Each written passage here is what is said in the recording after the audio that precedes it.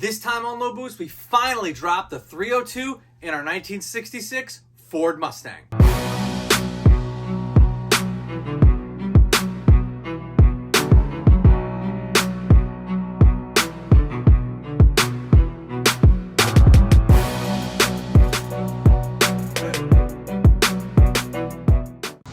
So just a little wrap up before we put it in. We think this is the last time we'll have to do this. This is a fully refreshed and rebuilt AOD automatic. You'd find it in a Fox body Mustang. Got torque converter in there, new flex plate, and scatter shield as well. Got a new oil pan on this 302. This 302 is out of a 1970 Ford Bronco. And so we had to change a couple things on it to make it fit in a Mustang. Did a dress up kit. Painted it, so it looks pretty nice, pretty fresh. We'll get a new oil filter too. All new front drive accessories it's gonna get as well. So this is all coming together. It's not gonna be super powerful. There's no cam in it. We'll put a nice exhaust on it. Should sound pretty good. So that's the setup that we have here going into the Mustang. Now that we finally got the correct oil pan and everything on the front to be able to install the engine in there the right way, we still were having a bunch of snags installing this into the car, and we really couldn't figure out why.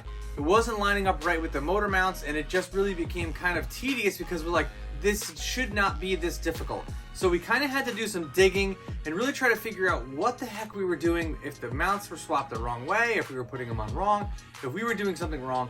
And we came up with one big conclusion, which hopefully this will be helpful with you, because sometimes you just might be buying a part and you might not even know, even though it says it's for the car, it might not be for the car.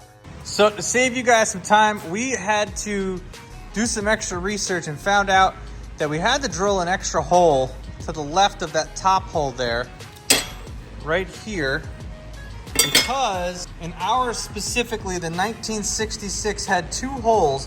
This hole here is for 66, 68, 289 except convertible, 68, 70, 302 except convertible.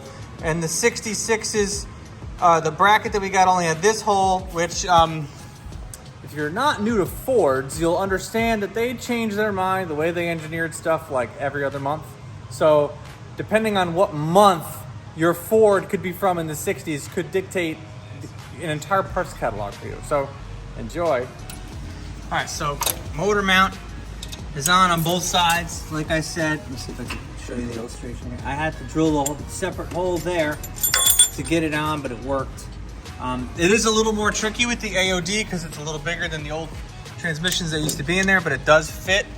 So we're gonna work on getting that brace on next and getting the accessory drive out. There's a lot of room here. We got a radiator coming too, so stay tuned.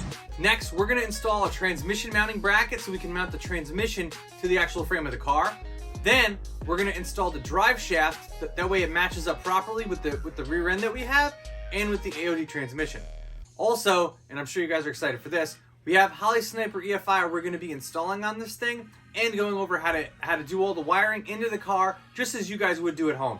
So if you're interested in any of that kind of stuff, make sure you hit the subscribe button because there's going to be a lot of great videos upcoming on this car in the next coming weeks.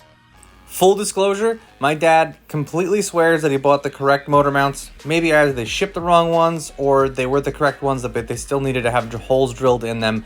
Either way, you want to double verify before you buy them. We're also going to be working on the 1953 Ford F100 pickup truck. So going to be doing that as well. So hopefully this video was helpful and informative. You guys could know if you have a 66 and you buy those motor mounts, you might have to drill some holes on it. Just what it is. Some of them come with it, some of them don't. So thank you guys very much for watching. I'm going to catch you in the next one.